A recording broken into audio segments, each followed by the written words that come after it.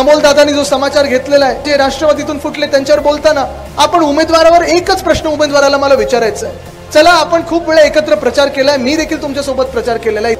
जेवढी मेहनत उद्धव साहेबांनी किंवा माझ्या आजोबांनी वंदनीय हिंदुहृदय सम्राट बाळासाहेब ठाकरेंनी घेतलेली आहे ती पाहिलेली आहे. हरल्यानंतर देखील तुमचं जे रडगाणं होतं ते देखील आम्ही ऐकून घेतलंय. उद्धव साहेबांची शिवसेना सोडून बिंदू गटात गेल्या कशाला होतात हे माहित नाही. हे नवीन प्रकरण बाहेर येते. त्यांनी तेव्हा कारण दिलं होतं की दादा शिवसेना संपत आहेत, फंड देत नाहीत आणि शिवसेना संपत आहेत. बरोबर आहे. मग कुठे गेलात तुम्ही? मिंदे गटात गेलात होतं की नाही? आता सीट तिथे गेल्यानंतर आता कोणाच्या पाया जाऊन पडलेत तुम्ही?